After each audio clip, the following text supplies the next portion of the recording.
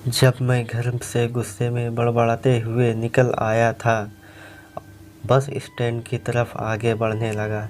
मैं मन ही मन बड़बड़ा रहा था, पता नहीं कितने पैसे छुपा के रखे हैं, लेकिन मेरे लिए एक बाइक नहीं ले सकते।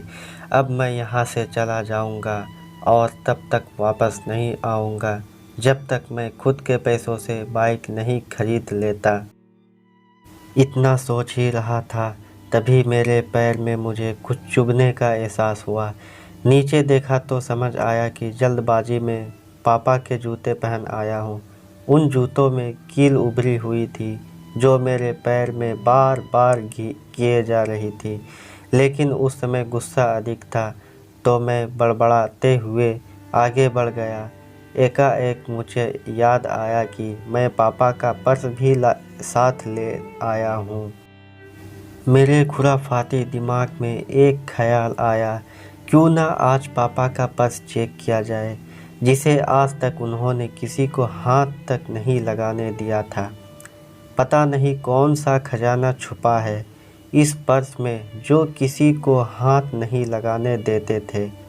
जब मैंने पापा का वह पुराना पर्स खोल कर देखा, तो उसमें पैसे तो नहीं मिले, लेकिन पैसों की जगह पर एक डायरी रखी हुई थी। तब मैंने सोचा, ओह, तो यहाँ खजाना छुपा रखा है। मैं समझ रहा था कि यहाँ पापा ने लिखा होगा कि किस से कितने पैसे लेने हैं और किसको कितने पैसे देने हैं, लेकिन मैं गलत था। जब मैंने उस छोटी सी डायरी का पहला पेज खोल कर देखा, तो वहाँ पर जो लिखा था वह थोड़ा सीरियस कर देने वाला था। डायरी में जो लिखा था उसे पढ़ने के बाद मेरे चेहरे पर जो एक्सप्रेशन थे वह गायब हो चुके थे, क्योंकि डायरी में वैसा कुछ नहीं था जैसा मैं सोच रहा था। वहाँ पर उन पैसों का हिसाब लिखा हुआ था, जो अलग अलग कामों के लिए अलग अलग लोगों से उधार लिए गए थे। उस लिस्ट में कंप्यूटर के नाम पर भी पैसे लिए गए थे। कुछ यूँ लिखा था, 50,000 बेटे के कंप्यूटर के लिए।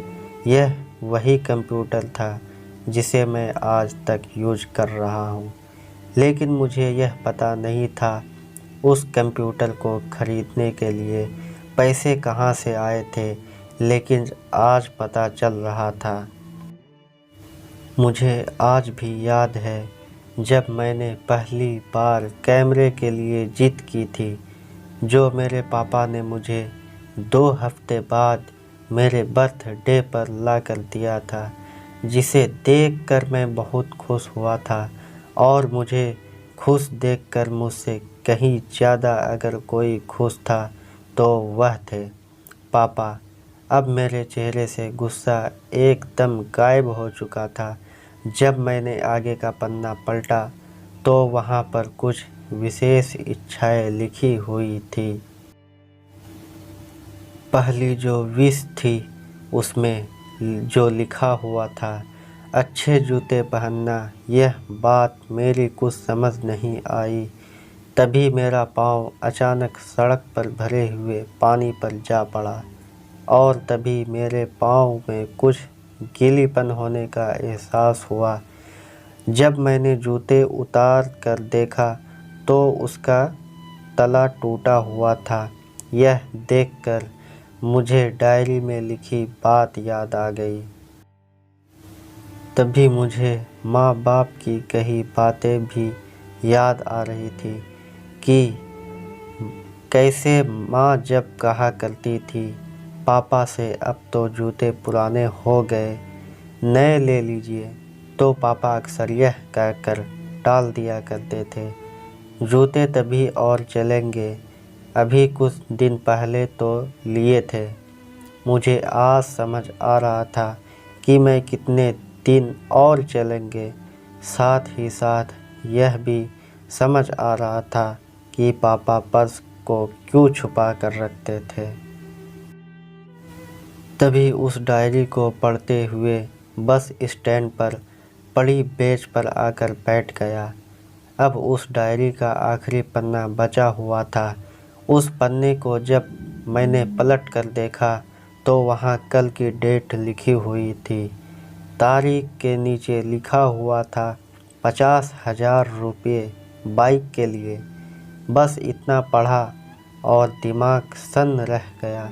अब मेरे मन में कोई शिकवा गिला नहीं बचा था, बस मेरी आँखों में आंसू चले जा रहे थे। मुझे आज तक नहीं पता तब मैं क्यों रोए जा रहा था। अब मैं जल्दी से घर की तरफ भागा, लेकिन जूतों की वजह कील पाँव में अब तक घाव बनाने में कामयाब हो चुकी थी। मैंने जूतों को रास्ते में ही निकाल कर फेंक दिया और भागते लड़खड़ाते हुए घर जा पहुंचा। लेकिन पापा घर पर नहीं थे। मैं समझ गया वह कहाँ थे। मैं सीधा पास वाली बाइक एजेंसी की तरफ भागा।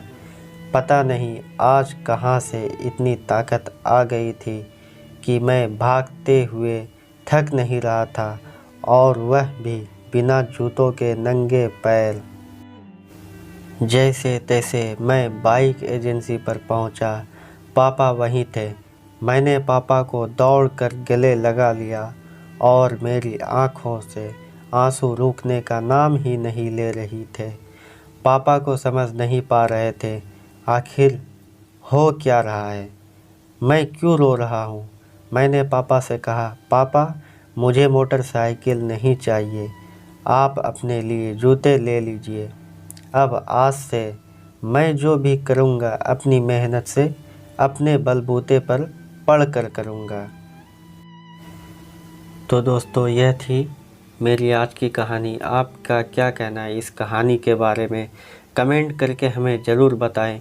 वीडियो को लाइक करके चैनल को सब्सक्राइब कर लीजिए ताकि आगे आने वाले वीडियो का नोटिफिकेशन पहले मिले।